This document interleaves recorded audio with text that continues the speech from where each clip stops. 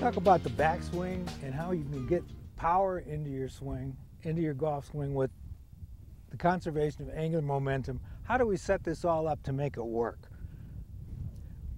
We've got our setup, we've got our four squares, we've got our visualization, we know where we want that ball to go. How do we get the extra power to hit the ball as far as we need to? And that comes from a good solid setup and then your backswing. I see so many players pick this club up like this when they go back. They think they got to put this club over their shoulder and then turn. Gives you a weak left hand to get the cup in the wrist. I try to get my hands rolling under here to where I get to this position. At the 9 o'clock point of it, I can see the fingernails on my left hand. You say, well, that club face is way too shut. We're not going to worry about what it looks like. The only thing we want to worry about is what the shot looks like. And if I can make this shot go straight and far, we really don't care if it's toe up here, because my toe up's going to be back here where it's supposed to be, as we demonstrated earlier. So my backswing is a rolling under, and I roll it under deliberately this way just to demonstrate that I want my hand in this position going back, not picking the club up this way, which leaves me open, which would lead to a slice.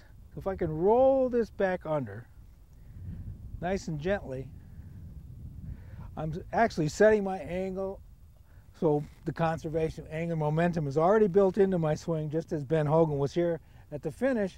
We're going to start at his finish and just keep going back until God says, that's as far back as you can go, Mike, because you can't turn anymore because you're old. You're not 18 years old anymore. And that's where I stop, where it's comfortable. So it's a step over to my right side, straight back and rolled under. And if I can get in that position, that's as far as I need to go. I can handle that. I can be comfortable with that. I'm not going to be stressing myself. And it's just a nice, comfortable place to be. If I get here, now what's my next move? From the top of the swing, what do I do to get back to the ball? I roll it under nice and easy, get to the top. I see 99% of my students, when they come to me, start just like that. That's their first move, is they move this shoulder. So I got to twist my hips.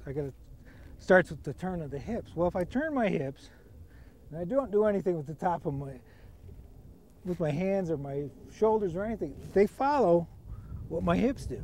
So if they do that, my club face comes over here, my angle is my hands are coming to me. So if I swing my hands to me on the downswing, I'm going to chop the ball, I'm going to hit a big slice, or I'm going to pull across the top of it, pull it left. So if I roll this under here, go back as far as God says you can go here, drop here, and my hands swing away from me out toward that second baseman, catching him under the chin, I'm up into a nice, smooth, solid finish. So it's down, out toward second baseman, bang, on up to a nice, full finish.